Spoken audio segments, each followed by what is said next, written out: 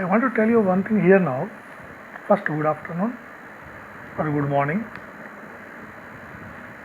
whatever may be the time with you. Now, we are going to tell you regarding the lens. What is a lens actually means? It is a combination of two spheres. One sphere inside another sphere. Then, when two spheres combine, the middle part comes as a one curved part, both side curved surfaces. So this part, the middle part, which is bounded by two curved surfaces, is called lens. So this lens are two types: diverging lens, converging lens. Diverging lens means the parallel rays after refracting through lens, they diverge, move away. And converging lens means the parallel rays to the principal axis after a refraction meet at a point on the principal axis called focus. So now diverging lens is called concave lens, converging lens is called convex lens. Now, how does the lens form? You know the triangles. So, triangles, suppose this is a prism. You keep the one triangle here, one triangle here, in the middle a glass bar. Now, when light ray pass from a triangle, how it bends? It bends toward the base. So, base is down. So, it moves toward the base down. The same way, the ray which is passing from down prism, it base is up. So, moves up. So, automatically the rays which are coming parallel and passing through these two prisms, they upper prism comes down, but lower prism goes up. Both will meet at a point, and the rays which are passing through the glass slab will move straight. So this is the reason why the rays bend. The rays parallel to principal axis above the principal axis after refraction bend down and meet at the point on the principal axis. The same way, the rays which are coming below the principal axis parallel to it after refraction moves up and meet at the same point on the principal axis. So this is all effect of the prism. Come to the concave lens. Here what happens? Concave lens, prisms are inverted. This prism will be up like this and down prism will be like this. So the light ray which comes parallel to the principal axis, it moves above. Means this base should be above now. And here down prism, base should be down. So the prism light ray coming parallel to principal axis moves down. So in this way, the diverging takes place in the prism, concave prism. So I will show you the diagram and see it and try to understand. Arrange two prisms so that the rectangular rough surfaces are facing each other. The parallel rays incident on the prisms emerge on the other side after refraction and intersect at a point. Insert a few more slabs of rectangular prisms between the two prisms. The parallel rays incident on such an assembly will undergo maximum refraction at its top and bottom. The rays undergo no refraction at the center of the lens. Now, if we arrange two more prisms at the side of this arrangement, then the incident rays emerging from them also converge at the same point. A single piece of glass formed in this fashion is called a convex lens. We can consider these equally curved surfaces of the lens to be small parts of spheres. The center of these spheres is called the center of the curvature of the lens. The radius of the spheres is known as the radius of curvature of the lens. The line joining the center of curvature on both sides of the lens is known as the principal axis, which passes through the optical center of the lens. The light rays parallel to the principal axis and incident on one side of the lens undergo refraction and converge at a point on the principal axis on the other side. This point is called the focal point or focus of the lens. The distance from the optical center of the lens to the focal point is called the focal length of the lens. The focal length of the lens depends on its curvature. Take two lenses of the same diameter, but of different thickness and hence curvature. When the parallel light rays are incident on them, you can observe that the light rays passing through the thick lens undergo more refraction and get converged at a shorter distance, as compared to the thin lens, which causes less refraction. So we can observe that the thick lens has a shorter focal length than the thin lens. The image formed by the convex lens in this case is a real image of an object. The convex lens can focus the light from the sun to a point on the other side of the lens. The concentration of light energy at this point causes the paper to heat up and burn. The lens in a human eye is convex in nature. We should not look at the sun directly, as it can damage our eyes permanently. Hence, we have understood that the rays of light incident on a convex lens get converged on the other side. So it can also be called a converging lens. Let us look at another kind of lens, which diverges the light rays passing through it. Concave lens. Place two prisms with their vertices in contact and arrange a few slabs of rectangular prisms beside each of them. The parallel rays of light falling on such an arrangement refract away from the center. Overall, we can see that the light undergoes divergence and it emerges on the other side. A single piece of glass formed in this fashion, having inward curvature, is called a concave lens. The parallel rays of light incident on the concave lens undergo divergence as they emerge on the other side. If the divergent rays are extended backwards, then they appear to meet at one point on the principal axis on the same side of the object. This point is called the focal point of the concave lens. The sun viewed from a concave lens would appear as a point. If you place a paper at this point, it would not be heated. The image formed in this case is a virtual image. The concave lenses are used to correct short-sightedness in people suffering from myopia. A concave lens is also used in the peepholes of doors to get a minimized image of the person on the other side of the door. To summarize, we have understood that 1. Light rays parallel to the principal axis and incident on one side of the convex lens undergo refraction and converge at a point on the principal axis on the other side. 2. The focal length of thinner lens is greater than that of the thicker lens. 3. A real image produced by a convex lens is formed on the other side of the object. 4. The parallel rays of light incident on a concave lens undergo divergence as they emerge on the other side. And 5. The concave lens produces a virtual image that is an image formed on the same side of the object. Hello children.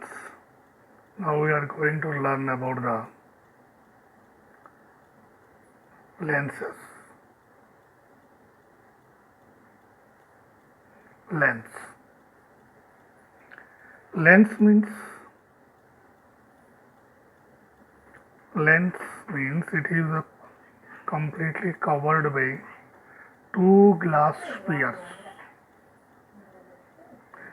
So this part is called lens. So when two sides comes like this bulge, this is called double convex lens.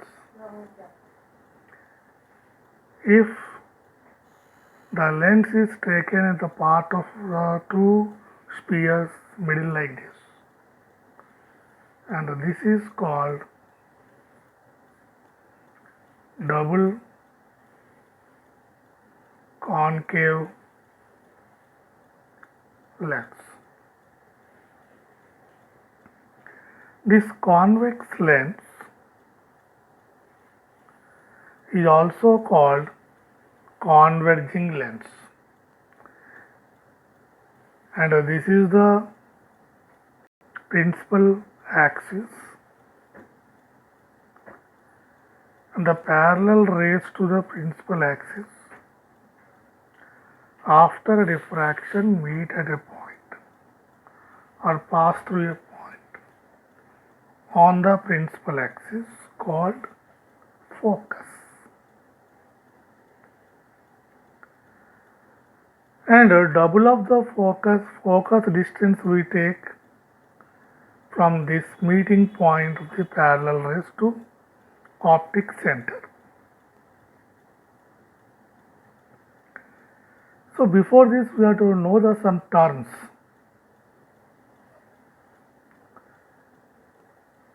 So this is the part of the lens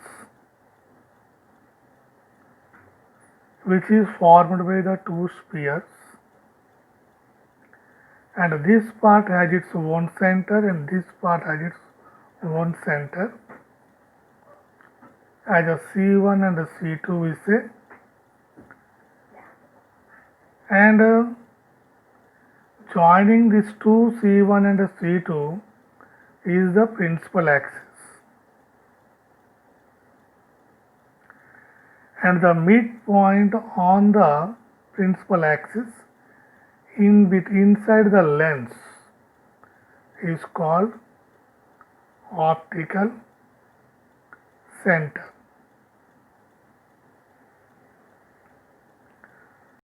And now this optical center to C1 is the radius of this curvature, and optical center to C2 is the radius of this curvature.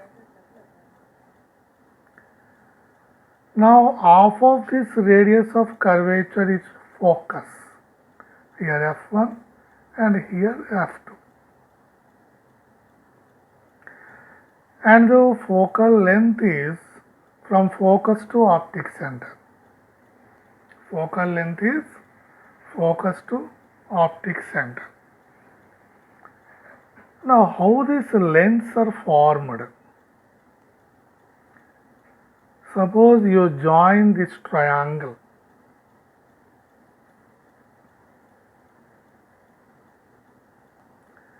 And the ray which is coming on this triangle after refraction bend towards the base. So in the combination of these triangles is called lens, and here we take the one rectangular piece. So this is formed as the lens now. In the same way, if you take the concave lens, so here the triangle will be like this, on rectangle, again triangle will be like this. The rays which are coming parallel, they bend towards the base of the triangle, means away from the principal axis. So this is the formation of the lenses, and as the parallel rays converge by this lens, convex lens, this lens is also called converging lens.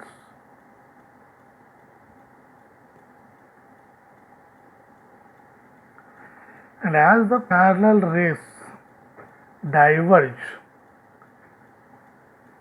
so from this lens, so this lens, concave lens, is also called diverging lens. So now we came to know that how many types of lenses are there and how the lens form, and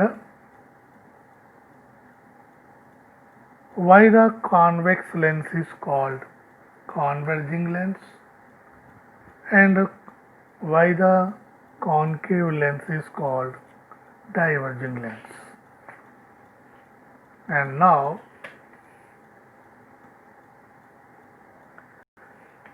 this, by this lens we can form the images, and before the image formation we have to know the rules.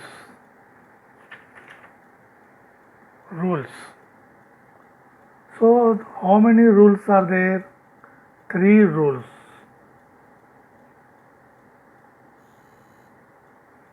3 rules for the formation of image by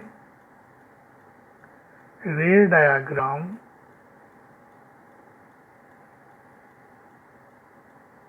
from convex lens and concave lens. So first one,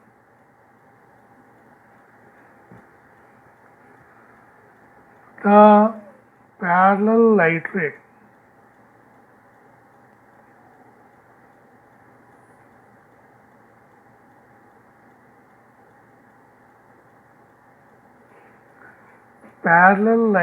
to the principal axis. This is the principal axis. Pass through focus after refraction. Okay, the parallel light ray after refraction by lens pass through focus. And what about this concave lens?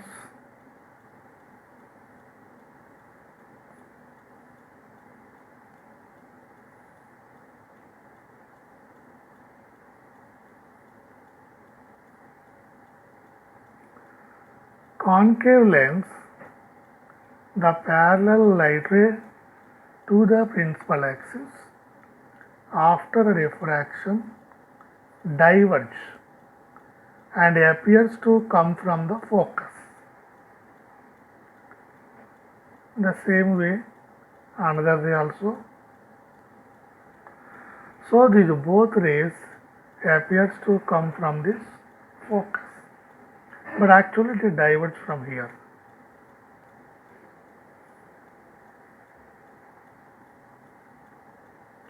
Second one, reverse of the first one.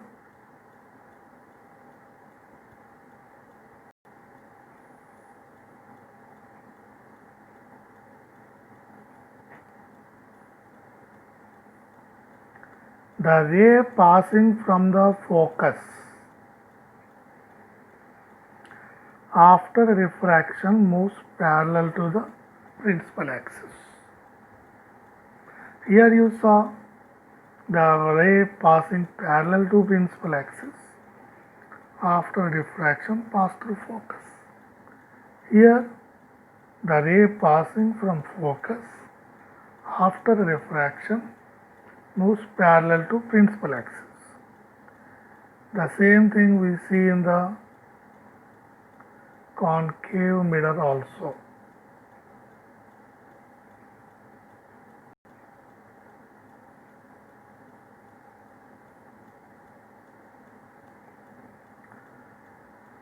Now,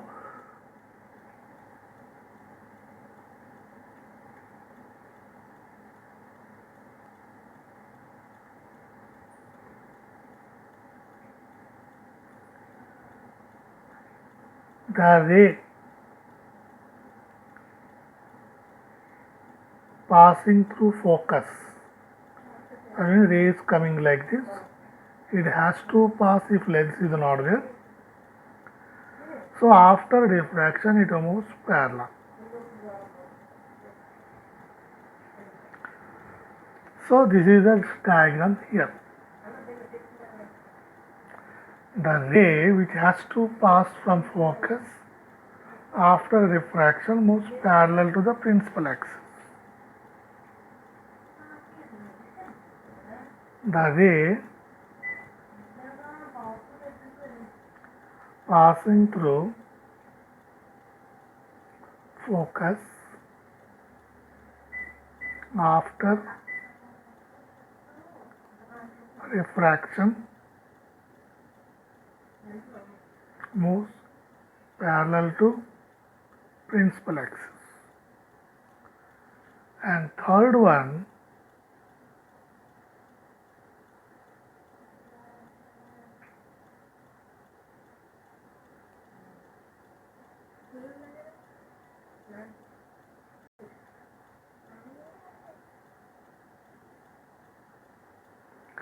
the ray passing through the optic center moves without deviation. There is no deviation at all. The same case here also.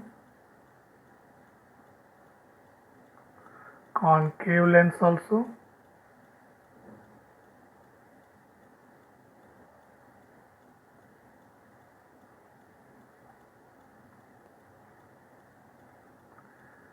The ray passing through the optic center moves without deviation. The ray passing through optic center moves without deviation. Draw ray diagrams for spherical lenses. Rule number 1.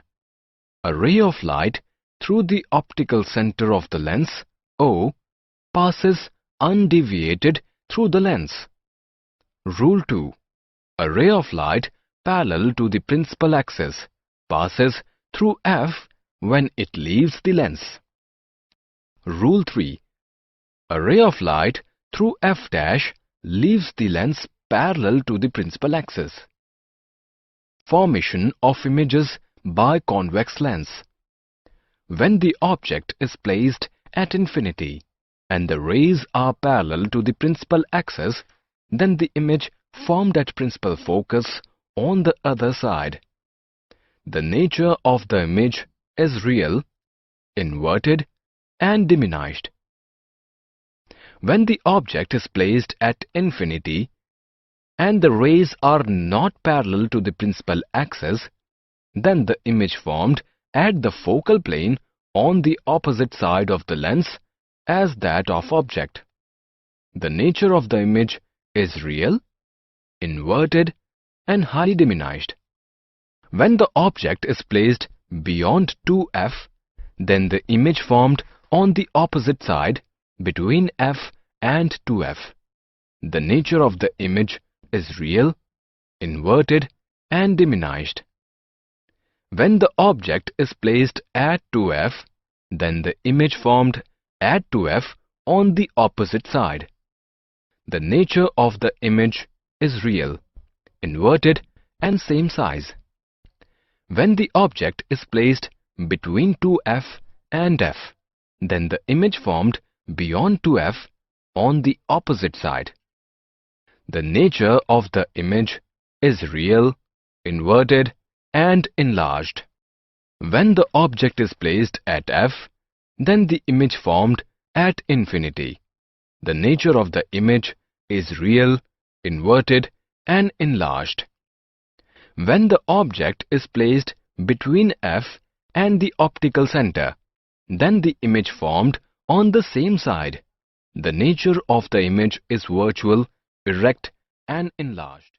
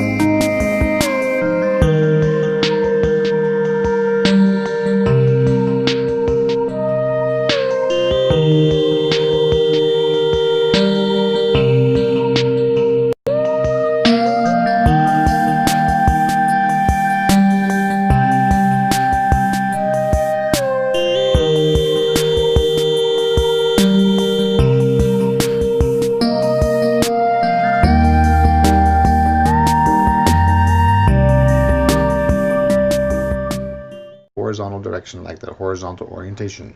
Then we have f, and we have 2f. F is a distance from the lens that is called the focal length. 2f is twice as far away, so we call it 2f. It's 2 focal lengths away from the lens.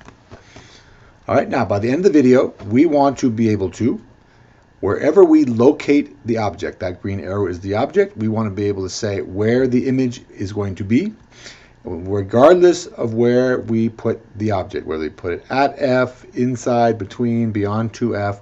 For the image, we want to be able to say, first we want to be able to draw the ray diagrams, of course, and then for the image, and we want to be able to say what the location of the image would be, the size, the orientation, and the type. And really, before you even draw the ray diagrams for this type of lens and any other types of lenses or mirrors, you should really know what your answer is going to be so that you can draw them properly and just kind of know what's going on ahead of time. All right? So this is our first diagram. And you can see we have the concave lens and the object is between f and 2f. Now, for all of these, both lenses and both mirrors, concave and convex, I told you that these are all drawn the same. Now, they're not drawn exactly the same, but they're drawn basically the same. So, for example, the first ray I like to draw is the ray that goes into the lens parallel.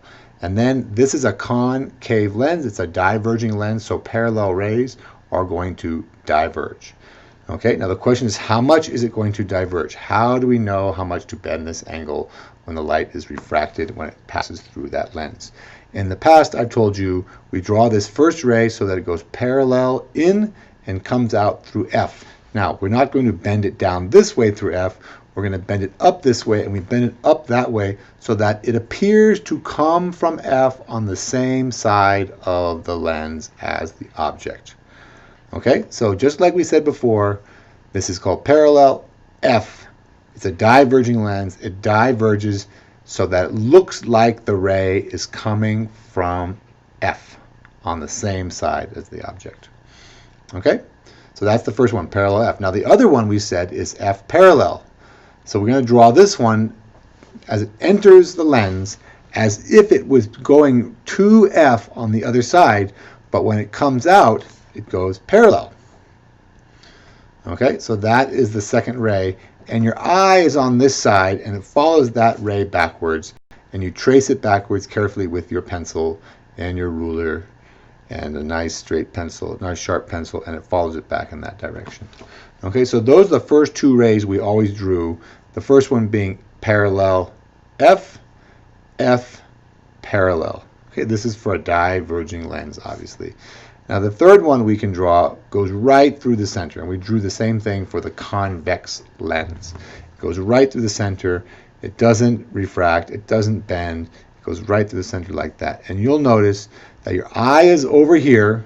It sees those three light rays coming out of the lens as they're reflected off of the object. It follows this one back. It comes back through F. This one it follows straight back, right? This one goes F parallel. Your eye follows it straight back. Your eye follows this one straight back. Your eye follows this one straight back, and the image appears right there. That is our image. Okay? Now, you should remember that in the previous two videos, the one for the convex lens and the concave mirror, there were 5 different ray diagrams you needed to know how to draw. For the concave lens, okay, there's only one. It doesn't matter where the object is on this side of the lens. The image is always going to be between F and the lens, and I say behind the lens, on the same side of the object, you could always say, but I say behind the lens because here we are with our eye. We're looking, it's on behind the lens, on the same side of the lens as the object. It's always going to be between the lens and F. It's always going to be right side up. It doesn't matter where we put the object. It's always going to be right side up. It doesn't matter where we put the object. It's always going to be smaller. The image is always going to be smaller than the object. Of course, unless you bring the object right up to the lens, that gets to be the same size. But for the most part, it's always going to be smaller. And it's always going to be a virtual image. This is an image.